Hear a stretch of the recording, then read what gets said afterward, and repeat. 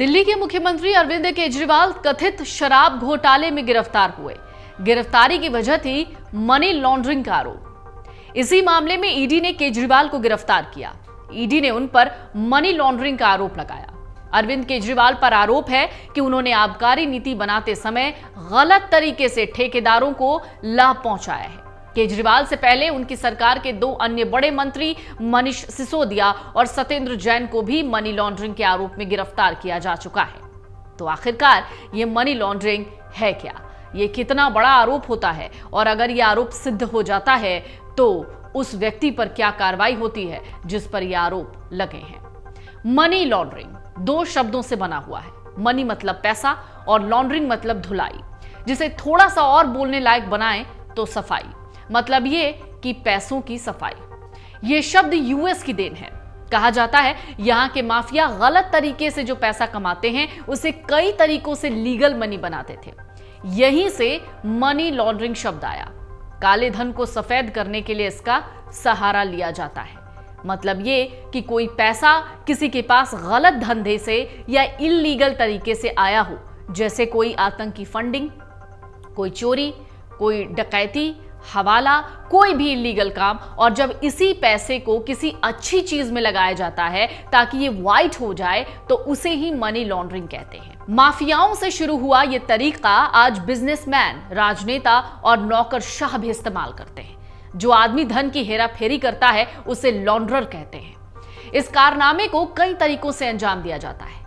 अंत में काला धन सफेद हो जाता है, कुछ परसेंट कट के साथ दोबारा अपने मूल मालिक के पास लौट जाता है। मतलब जहां से ये पैसा आया अब वो पैसा वहीं चला जाता है। अब आप ये तो जान गए कि मनी लॉन्ड्रिंग काले धन को सफेद यानी इल्लीगल पैसे को लीगल बनाने का एक प्रोसेस है। लेकिन इसे किया कैसे जाता है? तो ऐसे कई तरीके हैं जिनके जरिए मनी लॉन्ड्रिंग यानी ब्लैक मनी को व्हाइट किया जाता है। ऐसे कई बार आपको सुनने में भी आता होगा कि उस सरकार में इस शख्स को सस्ते में जमीन मुहैया कराई गई थी। इस पर कई बार सवाल खड़े होते हैं कि ऐसा कैसे हो गया। दरअसल मनी लॉन्ड्रिंग में भी ऐसा ही होता है, जहां महंगी जमीन, घर, दुकान को कागजों में सस्ते दाम पर खरीदा जाता है ताकि उस पर टैक्स कम देना पड़े।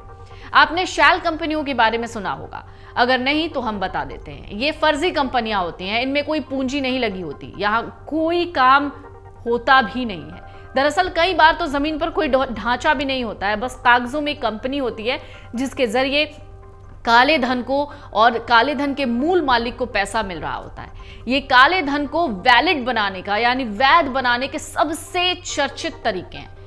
कई बार मनी लॉन्ड्रर यानी जो ये काम करता है वो ऐसा भी करते हैं कि वो पैसे को उठाते हैं, ऐसे देश के बैंक में जमा कर देते हैं जहां उसके देश की सरकार की कोई जांच करने का अधिकार ही ना हो।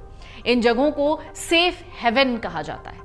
कुछ समय पहले पनामा इसलिए चर्चा में आया था क्योंकि वहां बैंकों में बड़ी बड़ी हस्तियों का काला धन था और ऐसी खबर भी सामने आई थी।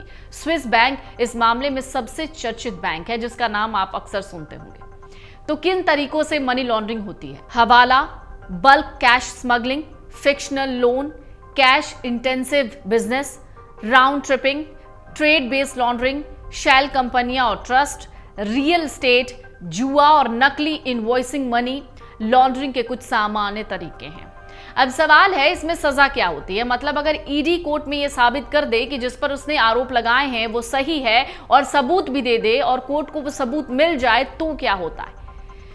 तो अगर कोई मनी लॉन्ड्रिंग अपराध का दोषी पाया जाता है तो गलत तरीके से प्राप्त संपत्ति को जब्त किया जाता है, उसे सीज कर लिया जाएगा। साथ ही इस एक्ट में दोषी के लिए सजा का प्रावधान है जिसके अनुसार अगर कोई भी व्यक्ति जो मनी लॉन्ड्रिंग का अपराध करता है उसे कम से कम 3 साल की जेल होती है और इस अवधि को 7 साल तक बढ़ाया भी जा सकता है।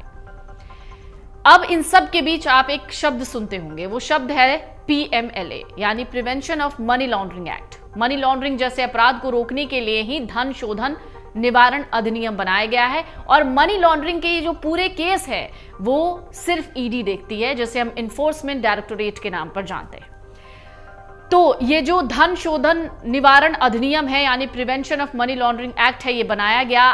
तो इससे जुड़ी एक और महत्वपूर्ण जानकारी जो आपको जान लेनी चाहिए वो ये है कि जब अवैध या गैर कानूनी तरीके से प्राप्त की गई कमाई के सोर्स को छुपाने के लिए कानूनी तरीकों का सहारा लिया जाए तो वो मनी लॉन्ड्रिंग कहलाती है। मनी लॉन्ड्रिंग एक अपराध है और जब गलत तरीके से की गई कमाई को सही बनाने की कोशिश होती है तो मनी लॉन्ड्रिंग की कैटेगरी में वो आता है। ये तो आपको पता चल गया होगा। और इसी को रोकने के लिए 2002 में देश में एक कानून बनाया गया था जिसे धन शोधन निवारण अधिनियम यानी prevention of money laundering act का नाम दिया गया है। धन शोधन निवारण अधिनियम सरकार या पब्लिक अथॉरिटी को इस बात की शक्ति देता है कि वो अवैध रूप से प्राप्त की गई आय से अर्जित संपत्ति को जब्त कर ले।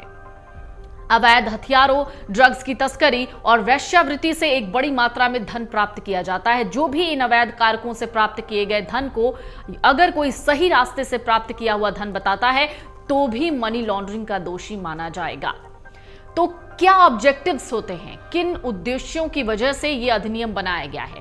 पहला है, इस एक्ट का सबसे पहला ऑब्जेक्टिव है मनी लॉन्ड्रिंग को रोकना।